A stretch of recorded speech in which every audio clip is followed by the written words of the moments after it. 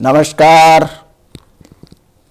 प्रिय विद्यार्थियों, मैं Mahavir Singh, associate professor, government Lohia college Churu, आप सभी बीकॉम पार्ट 3 के स्टूडेंट्स का स्वागत करता हूं। प्रिय विद्यार्थियों, आज हम कंपोजिशन योजना से संबंधित कुछ प्रैक्टिकल प्रॉब्लम्स पर डिस्कस करेंगे। आपको मैंने पिछले व्याख्यान में यह बताया था कि आपको इस पूरे मामले में एक बहुत इंपॉर्टेंट बात ध्यान में रखनी होती है, और वो ये होती है कि एक जो करदाता होता है कंपोजिशन योजना का, वो दो तरीके के टैक्स जमा कराता है। एक तो जो आउटवर्ड सप्लाई होती है उसके ऊपर कंपोजिशन रेट से जमा कराता है, और एक जो इनवर्ड सप्लाई होती है रिवर्स चार्ज के अंतर्गत किसी अपंजीकृत से या अधिसूचित वस्तुओं के क्रय करने पर, तो उसके ऊपर नॉर्मल जीएसटी की तरह से जो टैक्स बनता है वो सरकार के खजाने में जमा कराता है। एक बात तो आपको ये ध्यान रखनी है। दूसरी बात, इन सभी प्रकार की प्रॉब्लम्स में एक और ध्यान रखने की बात है, और वो ये है कि उसकी पात्रता का निर्धारण करने के लिए कि वो क्वालिफाइंग है या नहीं है, तो उसके लिए हम उसके एग्रीगेट सप्लाई की गणना करते हैं। और एग्रीगेट सप्लाई की गणना करने के लिए जो कंपोजिशन योजना का कोई भी व्यक्ति होता है, चाहे वो निर्माणकर्ता हो, चाहे वो रेस्टोरेंट वाला हो, चाहे वो अदर व्यक्ति हो, तो उसकी एग्रीगेट सप्लाई के लिए सभी प्रकार की आपूर्तियों को हम जोड़ते हैं, चाहे वो कर योग्य हो, चाहे वो कर मुक्त हो, चाहे वो शून्य दर आपूर्ति वाली हो, कोई भी आपूर्ति उसकी द्वारा है उसका टोटल हम करते हैं, और वो एग्रीगेट सप्लाई के लिए उसकी पात्रता का निर्धारण करने के लिए काम में आती है। दूसरी बात, जहां तक कर की गणना करने की बात होती है, तो जो करमुक्त आपूर्ति और शून्य दर आपूर्ति होती है वो एक निर्माणकर्ता के लिए तो वो टैक्सेबल सप्लाई मानी जाती है, लेकिन अन्य व्यापारियों के लिए वो टैक्सेबल सप्लाई का भाग नहीं होती है। तो ये बहुत मेजर डिफरेंस है जो अपने को ध्यान में रखना है। निर्माणकर्ता के लिए करमुक्त आपूर्ति या शून्य दर आपूर्ति में भी कर की गणना की जाती है, वो भी टैक्सेबल सप्लाई का भाग होती है, लेकिन अदर के लिए नहीं होती। इन दो बातों को आप विशेष तौर से ध्यान रखते हुए इन समस्त प्रकार की प्रॉब्लम्स का सॉल्यूशन आप कर सकते हैं। तो देखिए, सबसे पहले अपन प्रॉब्लम नंबर 1 लेते हैं। ये एक निर्माणी संस्था है। सबसे पहले ही आपको ये स्टडी करनी है कि वो संस्था निर्माणी है, एक व्यापारिक संस्था है। तो ये सारी बातें आपको इसके अंतर्गत बताई गई हैं। उसकी 1,58,00,000 की सकल आपूर्ति उसने बताई है, और इस आपूर्ति में ये आपूर्तियां सम्मिलित की जाती है।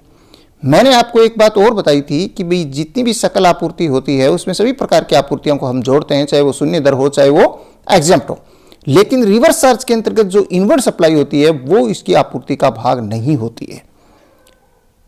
तो ये बात भी इसके अंतर्गत है जो आपको ध्यान में रखनी है। चलिए साहब, हम देखते हैं ये क्या कहता है आपको कि आपको क्या करना है। उसकी कुल विवरण और अलग अलग उसके विवरण है, और आपको क्या कैलकुलेट करना है। आपको समझौता कर दायित्व है और कुल कर दायित्व निर्धारित करना है। चूंकि समझौता कर दायित्व तो इसलिए होता है कि वो कंपोजिशन योजना का है, उसके अंतर्गत आपूर्ति जो उसके द्वारा की गई है वो, लेकिन चूंकि अगर वो इनवर्ड सप्लाई भी है उसकी रिवर्स चार्ज के अंतर्गत, तो फिर उसकी टोटल लाइबिलिटी उसमें जीएसटी, नॉर्मल जीएसटी रेट भी जुड़ेगी, के ऊपर लग करके जुड़ेगा, तो उसका कुल कर दायित्व भी उसका अलग हो जाएगा। तो इस तरीके से दोनों के अंतर्गत जो है वो हम कैसे निकालते हैं। तो देखिए, सबसे पहले तो अपन इसकी एग्रीगेट सप्लाई देखते हैं कि वो उसके लिए कर योग्य है कि नहीं है, उसकी पात्रता उसकी जो है वो है कि नहीं है। अगर आप ध्यान से देखेंगे तो सबसे पहले इसने इंट्रास्टेट सप्लाई दी है, चार्जेबल अंडर जीएसटी होती है, तो 40 लाख जुड़ेगा। Intrastate supplies made with are which are chargeable to GST at nil rate, ये भी जुड़ेगा। इसके बाद में होलली एग्जम्प्ट है, वो भी जुड़ेगा। उसके बाद में देखिए आपके क्या आता है, इनवर्ड सप्लाई है। इनवर्ड सप्लाई है वो नहीं जुड़ेगा, पक्का नहीं जुड़ेगा। ये अपने को पहले ही अपन बात कर चुके हैं, जो कि आरसीएम यानी रिवर्स चार्ज के अंतर्गत, रिवर्स चार्ज मैकेनिज्म में जो है वो जीएसटी रेट में तो 6 लाख है, ये नहीं जुड़ेगा। और इसके बाद में intra state supplies goods be chargeable at the rate of 12% GST 84 lakh जुड़ेगा। Value of inward supplies on which tax payable under RCM, ये एक और आ गया 4 लाख, ये भी नहीं जुड़ेगा। तो अभी इसने 1,58,00,000 दी गई है, उसमें से 10 लाख माइनस कर देंगे तो 1,58,00,000 रह जाएगा। ये आपके आगे जो है वो अपन इसमें दिया हुआ है आगे सॉल्यूशन इसका 1 नंबर का। तो इसमें ये देखिए 1,48,00,000 रुपए की इसकी एग्रीगेट टर्नओवर आएगी। That means the manufacturer is eligible to avail the composition scheme. Okay, अब ये 1,48,000 1,48,00,000 रुपए के ऊपर, चूंकि एक बात और है कि इसके अंतर्गत जो एग्जेम्प्ट हो चाहे कैसी भी हो, चूंकि वो मैन्युफैक्चरर है इसलिए उसके ऊपर वो सभी प्रकार की जो आपूर्तियां हैं उनके ऊपर उसका टैक्स है वो बनता है, और वो टैक्स की रेट उसकी 1% होती है।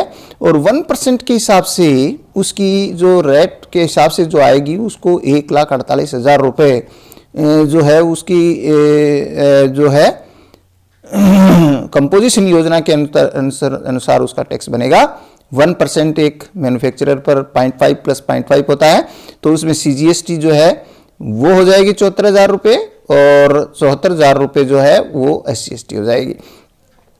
इसके बाद में अपन आते हैं कि उसकी जो 10 लाख रुपए की जो इनवर्ड सप्लाई थी, 6 लाख और 4 लाख अलग अलग करके देख दिया। अगर अपन इसको साथ ही 10 लाख रुपए भी लिख सकते थे, तो वो 10 लाख रुपए के ऊपर जो उसकी रिवर्स चार्ज के अंतर्गत थी उसको 1% जो होगी, तो 10 लाख के ऊपर 1% बन जाएगा कितने रुपए, 10,000 रुपये बन जाएगा। सॉरी नहीं, 1% नहीं होगा, क्योंकि रिवर्स चार्ज के अंतर्गत नॉर्मल जीएसटी की रेट से लगेगा, तो इसलिए उसको अलग अलग लिखना पड़ेगा, क्योंकि नॉर्मल जीएसटी की रेट अलग अलग है। एक तो 5% वाला है और एक है वो 12% वाला है। तो 5% जो है वो तो उसकी जो है वो 6 लाख रुपए बन गया, जो है वो कितना है 6 लाख रुपए, तो पर 5% 30,000 रुपये बन गया। सप्लाई उसकी 6 लाख रुपए थी इनवर्ड सप्लाई, और उसके ऊपर 5% की दर से 30,000 बनेंगे। उसके बाद में 4 लाख की सप्लाई पर 12% की दर से 48,000 रुपये बन गया। तो दोनों को अपने जोड़ा तो 48 और 30 हो गए 78,000 रुपये। अब 78,000 रुपये को जब 1,48,000 में अपने जोड़ेंगे तो ये 26,000 रुपये आएंगे, नहीं कि 28,000 रुपये, क्योंकि 1,48 थे, 1,48 में हमने जोड़ दिया कितने परसेंट, 5% की तरह से 30,000 था, और 78,000 जोड़ेंगे, तो 78 इसके अंतर्गत जब जोड़ेंगे तो वो बन जाएगा 2,26,000। ये 2,28 लिखा गया है, इसको करेक्ट कर लेना। तो ये जो है वो इसकी tax liability, total tax liability आएगी। इसी प्रकार से अपन कह सकते हैं 78 में भी अगर उसको करें तो सीजीएसटी 39,000 हो जाएगा, 39,000 एसजीएसटी हो जाएगा, और टोटल 78,000 हो जाएगा। तो 2,28,000 रुपये में आधा करेंगे तो कुल मिलाकर के बात ये हुई कि 1,14,000 रुपये, 1,13,000 रुपये 226 वाला, तो 1,13,000 रुपये उसको सीजीएसटी बनेगी और 1,13 एसजीएसटी बनेगी। तो ये चूंकि एक निर्माणी संस्था होने के कारण से उसकी सारी लाइबिलिटी ये बन जाती है, और ये बातें अपनी हो गई। अब अपन प्रॉब्लम नंबर 2 लेते हैं। प्रॉब्लम नंबर 2 जो है वो देखिए आप ध्यान से देंगे। प्रॉब्लम नंबर 2 ये एक सामान्य क्रय विक्रय करने वाला व्यापारिक संस्था है।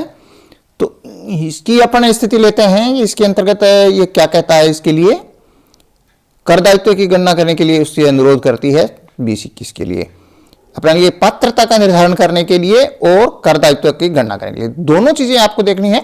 तो पात्रता के लिए तो एग्रीगेट सप्लाई लेंगे और कर की गणना के लिए टैक्सेबल सप्लाई लेंगे। तो इसलिए अपने को ये 2 कैलकुलेशन करनी है। पहले तो आपको एग्रीगेट सप्लाई निकालनी है और फिर आपको टैक्सेबल सप्लाई निकालनी है। चूंकि वो एक ट्रेडर है इसलिए अपने को अलग अलग निकाल लेनी चाहिए। अगर वो एक निर्माणी संस्था होती तो दोनों स्थितियों में कोई फर्क नहीं पड़ता। तो हम चलते हैं। सबसे पहले जैसे ये है आपका intra state supplies of goods है, तो ये 56 लाख रुपए की है, तो बिल्कुल ये एग्रीगेट सप्लाई के लिए जुड़ेगी।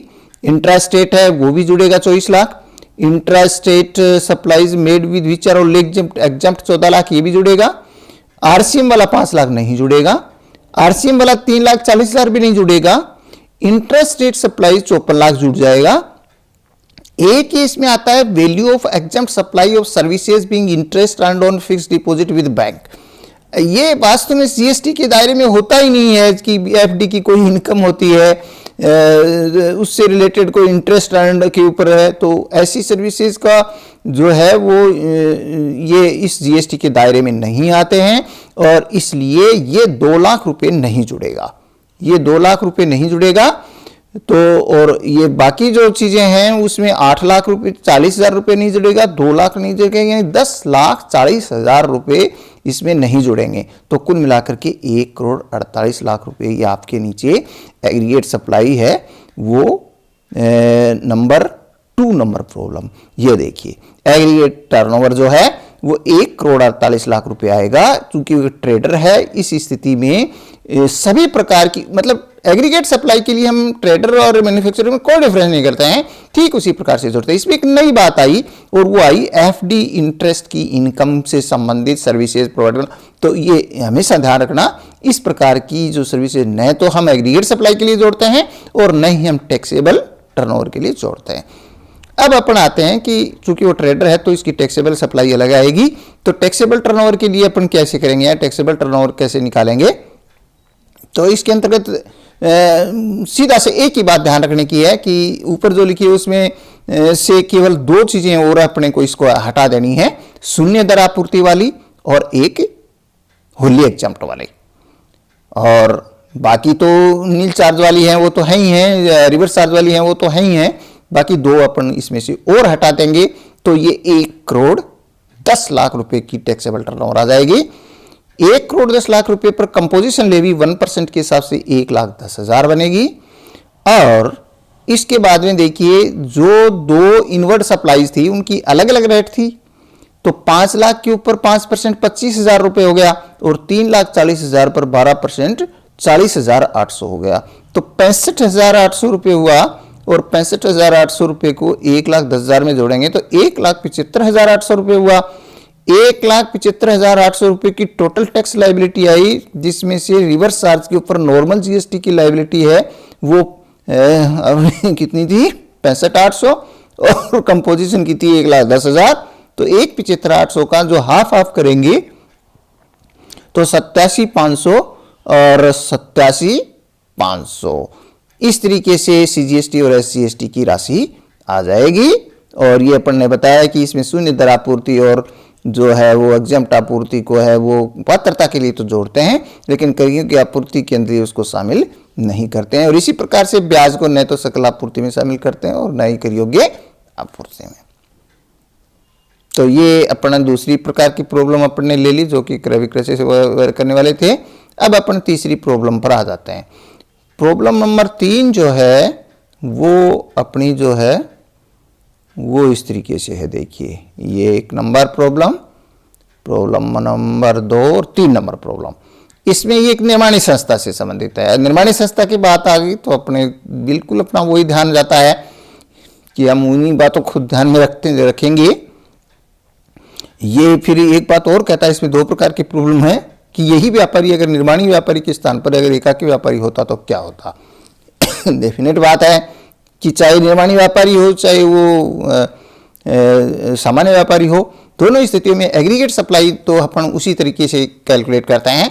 दोनों स्थितियों के लिए एग्रीगेट सप्लाई में सेम बात होती है पात्रता के लिए। तो पहले तो अपन एग्रीगेट सप्लाई की बात करते हैं कि वो दोनों ही व्यक्ति इसके लिए एलिजिबल हैं या नहीं। तो सभी प्रकार के हम जोड़ेंगे। इसमें तो 85,40,000 रुपए की इसने बताई है, लेकिन अपन देखते हैं कि कैसे कैसे कितना कितना इसके अंतर्गत आएगा। देखिए हाँ, तो इसके अंतर्गत ये कहता है कि ये 85,40,000 रुपए की इसने बताई है। हम इसको इस तरीके से देखते हैं। देखिए 35 लाख रुपए जुड़ेंगे intrastate supplies, nil rate 18 lakh भी जुड़ेगा, एग्जम्प्ट वाला 240 भी जुड़ेगा, आर सिम वाला 4 लाख नहीं जुड़ेगा, इंटरेस्ट वाला 1 लाख भी नहीं जुड़ेगा और ये चार्जेबल जीएसटी 25 लाख भी जुड़ेगा। ठीक है, तो इस तरीके से ये क्या हुआ कि कुल मिलाकर के ये 5 लाख रुपए अगर इसमें से कम कर देते हैं तो 80,40,000 रुपए की इसकी टर्नओवर होती है एग्रीगेट टर्नओवर होती है और 80,40,000 रुपये एग्रीगेट टर्नओवर के ऊपर दोनों ही व्यक्ति एलिजिबल हो जाते हैं।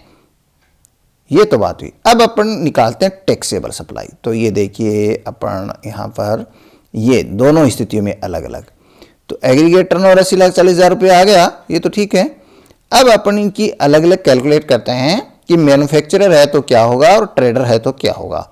तो मैन्युफैक्चरर है तो वो देखिए 5% जीएसटी रेट के हिसाब से इसका आ जाएगा, कोई दिक्कत नहीं है, और 35 लाख रुपए आ जाएगा।